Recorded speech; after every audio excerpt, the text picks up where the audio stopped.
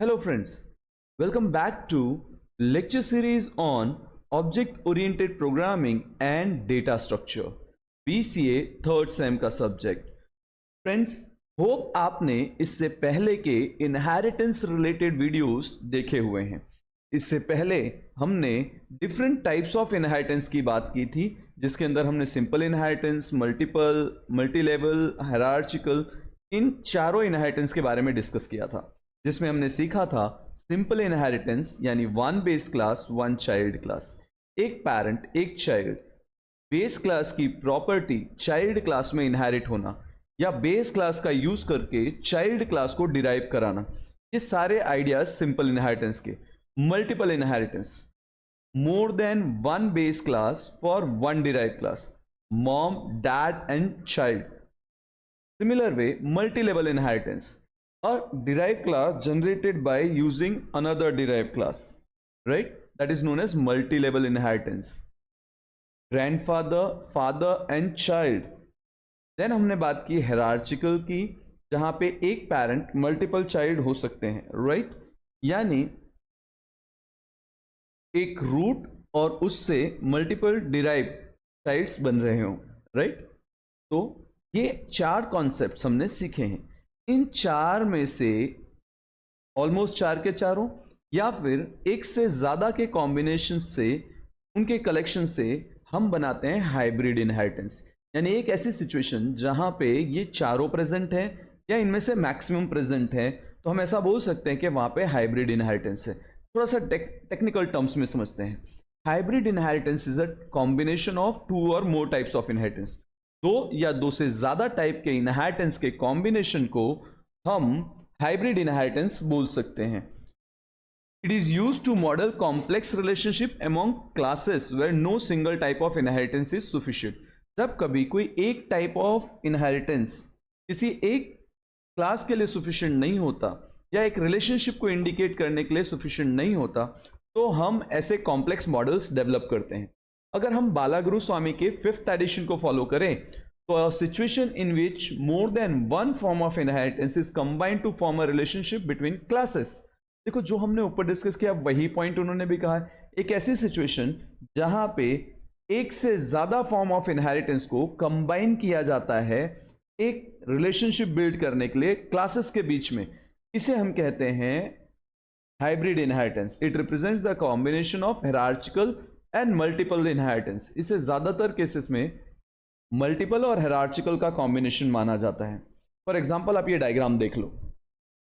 अगर इस डायग्राम को आप ध्यान से ऑब्जर्व करोगे और आप सी क्लास को थोड़ी देर के लिए बंद कर दो, that is C and D दो बंद करते हैं, तो you can find out A to B के बीच में सिंगल इनहेरिटेंस है, राइट?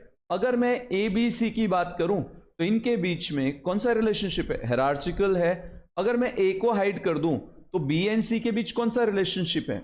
मल्टीपल है। अगर मैं सिर्फ सी को हाइड कर दूं तो ए बी डी के बीच में मल्टी लेवल है। तो आप चार के चारों इनहेरिटेंस यहां पे देख पा रहे हो। लॉजिक क्लियर हुआ फ्रेंड्स? इसी को कहते हैं हाइब्रिड इनहेरिटेंस। तो अगर सपोज करो मैं सी और डी के बीच कोई रिलेशन ना रखूं, तो again it is a inheritance only because more than one type of inheritance is present over there, right? अब class A, class B, class C, class D, ये चार क्लासेस डायग्राम के बेस पे अगर आप देखो इसका सिंटेक्स जनरेट कर रहे हैं। क्लास ए यानी class base, base class class B that is derive class में इनहेरिट कर रहे हैं। Class B public that is access specifier A, तो ए क्लास के मेंबर्स बी क्लास के लिए एक्सेसिबल हो गए, या आप बोल सकते हो ए क्लास की सारी प्रॉपर्टी बी को ट्रांसफर हो गई। Similarly class C public A that is class C के पास क्लास ए के सारे डेटा को ट्रांसमिट कर दिया। देन क्लास डी के अंदर बी और सी को इनहेरिट कर लिया। देखो फ्रेंड्स, अगर आपने इसके पहले के वीडियोस देखे हैं तो आपके लिए बहुत आसान हो जाता है, राइट? अब किसी के माइंड में आ रहा होगा, सर इसमें कंस्ट्रक्टर कैसे एग्जीक्यूट होगा, डिस्ट्रक्टर कैसे एग्जीक्यूट होगा? It's very simple. Constructor, destructor जो प्रीवियस इनहेरिटेंस में, जैसे आप देख सकते हो कि हायरार्चिकल में कैसे एग्जीक्यूट हो रहे थे, मल्टी लेवल में कैसे एग्जीक्यूट हो रहे थे, सेम एग्जीक्यूशन आपको यहां पे भी देखने को मिलेगी, right? Hybrid inheritance merges multiple inheritance from example combining hierarchical और मल्टीपल इनहेरिटेंस, राइट? ये एक एग्जांपल लिया है कि हायरार्चिकल और मल्टीपल को कंबाइन करें तो हाइब्रिड इनहेरिटेंस जनरेट हो जाता है। कॉम्प्लेक्स रिलेशन रिप्रेजेंट करता है रियल वर्ल्ड के, वो भी हम समझ सकते हैं। अब यहाँ पे एक प्रॉब्लम आती है जिसे हम एम्बिग्विटी भी कहते हैं, राइट? कौन सी एम्बिग्विटी? तो जस्ट इमेजिन करो कि ए क्लास के अंदर हमने एक स्मॉल ए नाम का वेरिएबल भी डिक्लेयर किया है, या शो नाम का एक मेथड बनाया है। तो जब डी क्लास में वो डेटा इनहेरिट होगा तो उसकी मल्टीपल कॉपीज जनरेट होंगी। क्यों? तो पहले बी के थ्रू ए का एक्सेस, तो एक कॉपी वहां से, सी के थ्रू ए का एक्सेस, तो दूसरी कॉपी वहां पे। तो एट अ टाइम एक ही मेथड की दो कॉपी डी क्लास में इनहेरिट होके आ जाती है। तो जब आप उस ऑब्जेक्ट के थ्रू फंक्शन को कॉल करते हो तो आपका कंपाइलर कंफ्यूज होता है और वो आपसे कहता है I have got an ambiguity, I am not able to decide कौन सी रूट फॉलो करके हम इस क्लास को एक्सेस करें। मैं काफी बार ऐसा भी कहता हूं, it is a multiple path problem.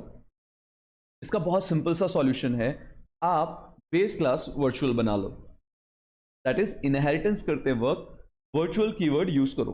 Don't panic, हम ये करके देखेंगे ये कैसे होता है। ये तो जस्ट हमने एक लॉजिकली सॉल्व किया, एक टेक्निकली आइडिया कॉन्सेप्ट को समझने की कोशिश की। फ्रेंड्स एक और चीज सोचो, अगर मैं वर्चुअल यूज नहीं करना चाहूं तो क्या इस प्रॉब्लम की सॉल्यूशन है? अगर आपने इससे पहले के सेशंस मल्टीपल हेरार्चिकल देखें तो आपको आइडिया होगा कि वहां पे भी ऐसी थोड़ी सिमिलर टाइप की एम्बिग्विटी हमने डिस्कस की है, जहां पे इस प्रॉब्लम को सॉल्व करने के लिए वर्चुअल यूज ना करके हम स्कोप रिजोल्यूशन ऑपरेटर्स यूज करते हैं। रिलैक्स, हम ये भी वापस से हैंड्स ऑन में देखेंगे। कुछ की बेनिफिट्स और limitations. Benefits combines multiple inheritance types, model real world relationship, code reusability को प्रमोट करता है, मॉड्यूलरिटी इंकरेज करता है, एक्सटेंसिबिलिटी है, आप क्लास जितना चाहो एक्सटेंड कर सकते हो, फ्लेक्सिबिलिटी प्रमोट करता है क्लास डिजाइन में। प्रॉब्लम्स क्या है, लिमिटेशन क्या है? एक तो डायमंड प्रॉब्लम, एम्बिग्विटी अराइज होती है, मल्टीपल पाथ वाली problem, right? Increase complexity, code debug करना डिफिकल्ट हो जाता है, मेंटेनेंस ओवरहेड बढ़ जाता है, क्लास हायरार्चिकली ग्रो करती जाती है जब लार्ज।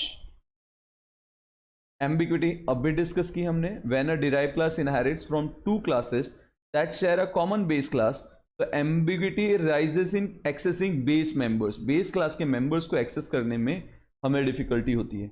इसका सॉल्यूशन वर्चुअल बेस क्लास बना लो, राइट? बिना वर्चुअल बेस क्लास के इसका सॉल्यूशन कैसे लाएंगे? आपको पता है इसके पहले के एग्जांपल में हमने स्कोप रिजोल्यूशन ऑपरेटर यूज किया था। अगर नहीं ध्यान है तो आप वीडियो प्रीवियस दोनों वापस देख लेना, क्योंकि आई एम नॉट श्योर कि आपको कौन सा वीडियो कौन सा टॉपिक एग्जाम में पूछेंगे। वो सिंगल पूछ सकते हैं, मल्टीपल पूछ सकते हैं, मल्टी लेवल पूछ सकते हैं, हाइब्रिड पूछ सकते हैं, पांच के पांचों पूछ सकते हैं, right? Have patience and learn it. तो यहां से हम थोड़ा सा हैंड्स ऑन करते हैं ताकि चीजें आसानी से सॉल्व कर सके। हम सीधे सीधे टर्बो सी के पास चलते हैं।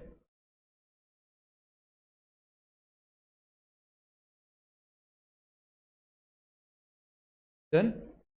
अब यहाँ पे देखो पहले से hi.cpp नाम की एक फाइल क्रिएटेड है। अब अगर आप देखोगे तो इसमें कहीं कोई कोड है नहीं, तो सबसे पहले हम एक हेडर फाइल प्रोवाइड कर देते हैं।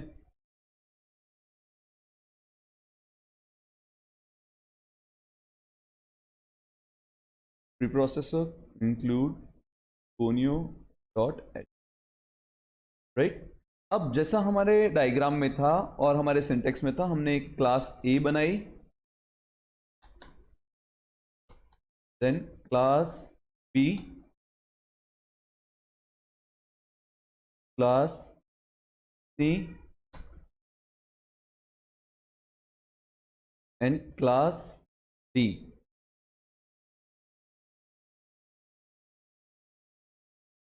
अगर आपने ये ऑब्जर्व किया हो कि मैं जैसे ही क्लास बनाता हूँ मैं साथ में सेमीकोलन प्रोवाइड कर देता हूँ, इससे मुझे फ़ायदा क्या है? एक एरर कम हो जाती है फ्रेंड्स, क्योंकि काफ़ी बार क्लास क्रिएट करते करते हम आगे के कोर्स तो कर लेते हैं लेकिन सेमीकोलन लगाना भूल जाते हैं। तो हैबिट रख लो कि हम डायरेक्टली सेमीकोलन पहले ही लगा दें। अब जैसा कि हमने सिंटैक्स में देखा था, हम एक्स स्पेसिफायर लेंगे और एक क्लास को इनहेरिट कर लेंगे। सी क्लास के केस में भी हम एक एक्स स्पेसिफायर लेंगे और वापस से ए को इनहेरिट कर लेंगे। क्लास डी के अंदर मुझे दोनों ही क्लासेस को इनहेरिट कराना है, सो आई write down public A comma public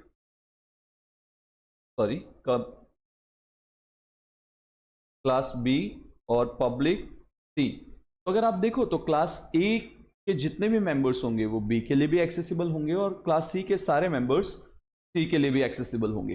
at the same time B और सी के सारे मेंबर्स डी के लिए एक्सेसिबल होंगे। हम यहाँ नीचे चलते हैं और यहाँ पे वॉइड मेन डिक्लेयर कर लेते हैं, राइट। अब देखो, अगर मैं यहाँ पे प्रोटेक्टेड, प्राइवेट ऐसा कुछ करके वेरिएबल डिक्लेयर करूं तो क्लास के बाहर नॉट एक्सेसिबल है या इनहेरिटेंस में ऐसे प्रॉब्लम आ सकती है। तो कोई प्रॉब्लम ही ना रहे इसलिए फिलहाल के लिए मैंने इसे यहां बोला पब्लिक, यानी एक्सेस की प्रॉब्लम एक्सेस स्पेसिफायर की वजह से ना आए, इसलिए मैंने इंटीजर ए करके एक नॉर्मल वेरिएबल डिक्लेयर कर दिया और इसके बाद एक मेथड बोला वॉइड शो, जो मुझे मैसेज डिस्प्ले कराएगा, that is C out. Object call करा है, ऑब्जेक्ट के थ्रू स्लैशन यहां लिख देते हैं show method of class A in action, right. अगर किसी को एक ही वैल्यू प्रिंट करानी है तो वो भी हम यहां पास कर सकते हैं, बट करेंटली मैं एक ही वैल्यू नहीं पास कर रहा। अब ये जो शो मेथड मैंने यहां बनाया इसकी हम कॉपी कर लेते हैं, क्लास बी में चलते हैं, वहां पे एक एक्सेस स्पेसिफायर डिफाइन करते हैं पब्लिक और वहीं पे पेस्ट कर देते हैं void show, but it is of which class, it is of class B. तो हमने लिखा show underscore B, show method of class B in action. अब ध्यान से देखो, मैंने दोनों ही जगह पे क्लास के नाम अलग अलग रखे, सॉरी फंक्शन के नाम अलग अलग रखे ताकि हमें कोई ऐसी कंफ्यूजन ना हो। अब यहाँ पे क्लास सी में आए और इसे भी एक ऐसा ही फंक्शन प्रोवाइड कर देते हैं, राइट, बट इसको बोलते हैं शो सी और show method of class C in action. And finally in D class हम एक वेरिएबल डिक्लेयर करते हैं इंटीजर x और इसको एक फंक्शन बना के देते हैं वॉइड डिस्प्ले, शो सी ही बना देते हैं, चलो लेट इट बी। तो डी नाम का फंक्शन बना लिया, curly brackets, and inside this curly bracket x is equal to 10, a is equal to 20। अब a यहां पे एक्सेसिबल है बिकॉज b और c दोनों ही यहां पे इनहेरिट है, right. So right down C out show d in action value of a and x और a दोनों ही वेरिएबल्स की वैल्यू प्रिंट करा ली हमने। कर्सर न्यू लाइन में आए, पूरा मैसेज प्रॉपर इसलिए स्लैश n लगा लेते हैं। अब हमारे पास क्लास और उसके अंदर के मेंबर्स डिफाइन हो गए। अब यहां पे आके अगर मैं ऐसा लिखूं, सबसे पहले तो क्लियर स्क्रीन ले लेते हैं ताकि प्रीवियस कोई आउटपुट हो तो क्लियर हो जाए, एंड देन गेट ch ले लेते हैं स्क्रीन होल्ड करने के लिए, राइट। अब डी क्लास का एक ऑब्जेक्ट बनाते हैं k नाम का। इसके बाद मैं बोलता हूं k डॉट शो, जो कि a क्लास का मेथड है। फिर मैं बोलता हूं k dot show underscore b, ये b क्लास का मेथड है। k dot show underscore c and k dot show underscore d। तो ऑलमोस्ट हमने जितने मेथड्स डिफाइन किए थे हमने सबको कॉल कर लिया। मैं इस कोड को कंपाइल करूं उससे पहले मुझे पता है कि ये मुझे एम्बिग्विटी की एरर देगा, और एम्बिग्विटी की एरर कहां देगा, तो एक तो a के लिए देगा और फिर शो मेथड के लिए देगा। चेक करते हैं, देयर आर 5 एरर्स। कौन कौन सी एरर है रीड करो।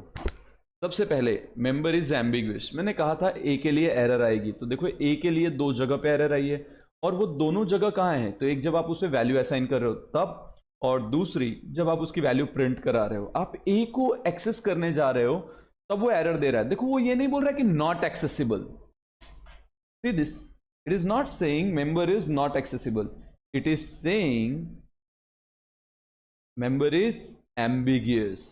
एम्बिगियस मतलब उसे क्या प्रॉब्लम क्या है, वो कंफ्यूज हो रहा है डेटा एक्सेस कहां से करें। ओके कोई बात नहीं। अच्छा इसके अलावा क्या एरर है वो चेक करें, तो हम बाद में सॉल्व कर लेंगे। शो मेथड भी एक्सेस नहीं है, ये भी मुझे पता है कि एम्बिग्युअस शो भी होने वाला था, राइट। क्यों शो एम्बिगुअस होने वाला था? बिकॉज क्या प्रॉब्लम है? Multiple paths, diamond problem, right?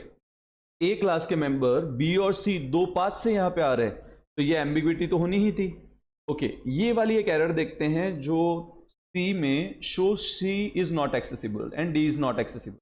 हाँ, ये भी एक्सपेक्टेड है। क्यों एक्सपेक्टेड है फ्रेंड्स? बिकॉज आप ध्यान से देखोगे तो आपने सी क्लास में सब कुछ प्राइवेट रखा हुआ है। ये हमने सीखा है डे 1 से कि जब कभी भी कोई एक्सेस स्पेसिफायर डिफाइन नहीं होगा तो बाय डिफॉल्ट प्राइवेट होगा। तो इसलिए ये नॉट एक्सेसिबल की एरर आ रही थी, तो इसको पहले सॉल्व कर लेते हैं। मैंने जैसे इसको पब्लिक डिक्लेयर किया, now this is accessible. Check करो, 3 एरर्स बची और ये एम्बिग्विटी एरर है। तो इस एम्बिगुअस एरर को पहले कम करते हैं। कैसे कम कर सकते हैं? तो मैं सीधे सीधे चलता हूं इसके पास जहां पे ए और बी एक्सेस हो रहे थे। अब मैं यहां पे बोलता हूं B scope resolution operator A and B scope resolution operator A. तो जैसे ही मैं ये यूज करूंगा आप देख पाएंगे कि जो एम्बिग्विटी की प्रॉब्लम थी वो सॉल्व हो गई होगी, लेकिन 2 प्लेस पे। शो मेथड के लिए सॉल्व नहीं हुई होगी। देखो एक ही एरर रह गई, किसकी? ए स्कोप रिजोल्यूशन ऑपरेटर, यानी ए क्लास में जो शो नाम का मेथड है वो अभी भी एक्सेसिबल नहीं है। क्लियर हुआ? तो क्या कर सकते हैं अब हम शो के लिए भी एक स्कोप रिजोल्यूशन ऑपरेटर लगा के कॉल करा सकते हैं। अब थोड़ी देर के लिए एज्यूम करो फ्रेंड, अगर मैं बी के पास स्कोप रिजोल्यूशन ऑपरेटर लगा रहा हूं तो मैं प्रोग्राम को बता रहा हूं कि आपको बी वाली क्लास में जाके वहां से शो फाइंड करना है, यानी मैं उसको रास्ता बता रहा हूं। समझ आ रहा है? तो ए वाले पाथ में क्या प्रॉब्लम है? दैट इज सी क्लास के थ्रू जाने में क्या प्रॉब्लम है? कोई प्रॉब्लम नहीं है, आप सी के थ्रू भी डिस्प्ले करा सकते हो। That is you can write down C over here, it will work. But 2 बार इसकी कॉपी जनरेट हुई है, बी क्लास में भी सी क्लास में भी। तो जब आप ऐसा कुछ रन करोगे तो ये बी क्लास के ए को प्रिंट करेगा या सी क्लास के थ्रू आए हुए ए की वैल्यू प्रिंट करेगा? ये मेरे लिए प्रॉब्लमेटिक है। तो मैं नहीं चाहता कि इनकी मल्टीपल कॉपीज ही जनरेट हो। तो कैन आई कंट्रोल दिस, इसकी मल्टीपल कॉपी जनरेट ना हो? यस। कैसे कर सकते हैं ये? तो उसके लिए आपके पास कॉन्सेप्ट है वर्चुअल बेस क्लास का। तो अब किसी के माइंड में आ रहा होगा वर्चुअल तो हम यहां पे लिखेंगे, नहीं, हम वर्चुअल लिखेंगे जब क्लास को इनहेरिट कर रहे हैं। फ्रेंड्स, ये वर्चुअल बहुत इंपॉर्टेंट कीवर्ड है। आगे के सेशंस में जब मैं पॉलीमॉर्फिज्म करा रहा हूं तब वर्चुअल के लिए प्रिपेयर रहना। ये वर्चुअल फंक्शन बनाएगा, वर्चुअल पॉइंटर बनाएगा, रन टाइम प्रॉब्लम्स को भी सॉल्व करने में मदद करेगा ये वर्चुअल कीवर्ड। अभी के लिए ये मल्टीपल कॉपीज जनरेट ना हो इसलिए आप ये वर्चुअल कीवर्ड लिखते हो। तो काफी बार मैंने ऐसे सुना है, मैंने देखा है कि बहुत बार हम ऐसा बोलते हैं कि पब्लिक वर्चुअल, तो दूसरी वाली क्लास में मैंडेटरी वर्चुअल पब्लिक लिखो। I don't believe in this rule, right? You can directly write down public virtual in both the sections. Keywords हैं, आप virtual public लिखो या public virtual लिखो, उससे कोई फर्क पड़ेगा नहीं। आप दोनों क्लास में सेम पैटर्न लिख सकते हो, कोई प्रॉब्लम अराइज नहीं होती है। चेक करो आपके सारी एरर्स रिजॉल्व हो गई है, राइट? तो अगर अब मैं लाइन बाय लाइन कंपाइलेशन में जाऊं तो क्लियर स्क्रीन, ऑब्जेक्ट कॉल होगा, राइट? ऑब्जेक्ट के डॉट शो कॉल करेगा, शो डॉट बी, देखो बी मेथड कॉल हुई, शो मेथड। अब अगर आपको आउटपुट देखना है तो एक पैरेलल स्क्रीन साथ में रख लो। कैसे करते हैं? यहां पे विंडो में चले जाओ, आउटपुट ले लो। जो डे 1 से मेरे सेशंस अटेंड कर रहे हैं उनको पता है कि इसके साथ मैं वॉच विंडो लेके भी कर सकता हूं काम। वर्क इजी हो जाता है, डिबगिंग इजी हो जाता है फ्रेंड्स। तो शी मेथड कॉल करते हैं तो सी कॉल हुआ, सी के मेथड को डिस्प्ले कराया। सिमिलरली डी, तो डी के मेथड को भी कॉल कराएगा, लास्ट में गेट सी एच, राइट? तो in this way you can get the data and display them. Clear with this?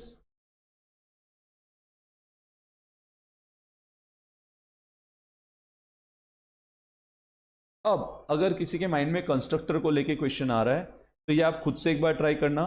Constructors में क्या करेंगे, अगर मैं कंस्ट्रक्टर बनाऊंगा तो बट ऑब्वियस है ए बी सी डी चारों क्लास में बनाऊंगा। तो जब ये डी क्लास का ऑब्जेक्ट बनेगा तो जैसा इसके पहले के इनहेरिटेंस में हुआ है, डी क्लास का कंस्ट्रक्टर कॉल होगा, वो बी क्लास के कंस्ट्रक्टर को कॉल करेगा, राइट। बी क्लास का कंस्ट्रक्टर ए क्लास के कंस्ट्रक्टर को कॉल करेगा। सिमिलर वे जब डी क्लास का कंस्ट्रक्टर, उसके बाद बटोरस डी बी को कॉल करेगा, बी ए को कॉल करेगा, फिर डी सी को भी कॉल करेगा और सी वापस ए को कॉल करेगा। सेम वे जैसा आप मल्टीपल इनहेरिटेंस में देख रहे थे, आप इसका कंस्ट्रक्टर कंट्रोल कर सकते हो क्या? यस। आप पहले सी डिक्लेयर कर दो तो सी क्लास का कंस्ट्रक्टर पहले कॉल हो जाएगा। दैट इज इनहेरिट करते वक्त पहले public C comma public B लिखो। डिस्ट्रक्टर एग्जीक्यूशन भी सेम मल्टीपल इनहेरिटेंस में जिस वे में हो रहा था आप देख सकते हो, मल्टीपल में, राइट, हाइब्रिड में ने ये सॉल्व किया हुआ फ्रेंड, तो आई डोंट थिंक सो वो आपको प्रॉब्लम क्रिएट करेगा। स्टिल आप ट्राई करना, अगर आपको नहीं समझ आएगा तो आप मुझे कमेंट्स में बताना, तो मैं एक सेपरेट वीडियो हाइब्रिड इनहेरिटेंस के अंदर कंस्ट्रक्टर डिस्ट्रक्टर एग्जीक्यूशन बना दूंगा, राइट। अभी के लिए फिलहाल आई होप सो आपको ये प्रोग्राम समझ में आया, होप सो आपको हाइब्रिड इनहेरिटेंस समझ में आया, because it is one of the important topic. आपको ये भी पता चला कि आप वर्चुअल कीवर्ड यूज करके कैसे बेस क्लास की मल्टीपल कॉपीज जनरेट होने से स्टॉप कर सकते हो, right. Eight the same time अगर वर्चुअल कीवर्ड यूज नहीं करना है तो स्कोप रिजोल्यूशन ऑपरेटर की मदद से कैसे प्रोग्राम एग्जीक्यूट कर सकते हो। होप सो आपको ये सारी चीजें क्लियर हुई। फ्रेंड्स, आज के सेशन में मैंने एमसीक्यूज नहीं रखे हैं, right. If you find any difficulties, आपको लगता है कि एमसीक्यूज होने चाहिए और उससे आपको बेनिफिट है, तो आप मुझे बताइएगा। Will add MCQs from next videos. Keep going, your breakthrough is closer than you think. आप सोच रहे हो उससे ज्यादा नजदीक आपका ब्रेक थ्रू है, तो इसलिए चलते रहो। Thanks a lot friends, keep learning, keep growing. Thanks a lot, thank you.